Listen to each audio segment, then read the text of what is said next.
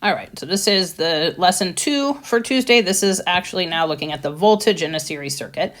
Okay, and what we want to do is we want to see how does the voltage across each resistor compare. Okay, and you'll see why I say across in a minute. Okay, so you're hopefully watching this video. You're going to go back to the circuit simulator, and then you're going to track your evidence on the next slide. Okay, so now we're looking for voltage across each resistor. Okay, so let's go back to the simulation. Okay.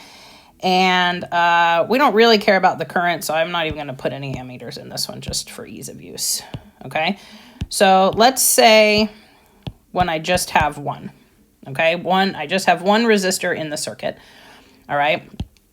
And remember these little circles from Ohm's law, these are telling you the voltage. Okay, so from here to here across the battery, right, 0 to 10, that's where the charge is increasing, like so-called its energy, right?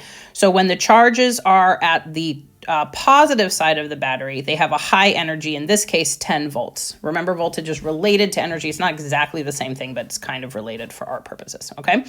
When the charges move through this resistor, right, you can think of this like a light bulb or a toaster or something that's using that energy, there's going to be a voltage drop, okay? It's going to go from 10 volts on this side, and then it's going to give away that energy, and then it's going to have 0 volts on the other side, okay? So a couple ways you can measure that. You can look at these circles, 10 to 0, okay? Or you can click on this little meter thing at the bottom like I'm doing, and you can actually drag this around like this, okay? It might show negative 10 depending on where you put the lead, so just kind of think of it as an absolute value so it's not confusing, okay? All right, or you can just look at these circles.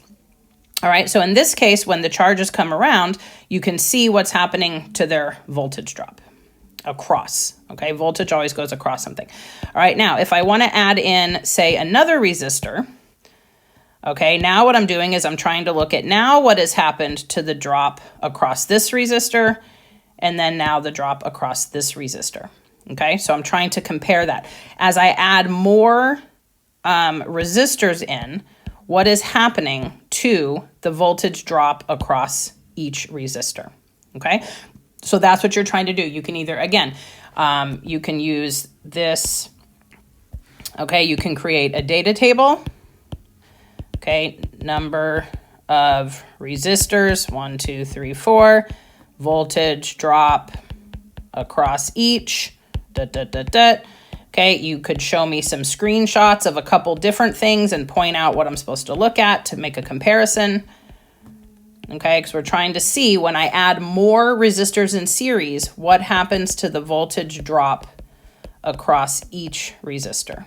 Okay, and also kind of pay attention to the total because that's going to be important, but we'll hit that in the wrap up.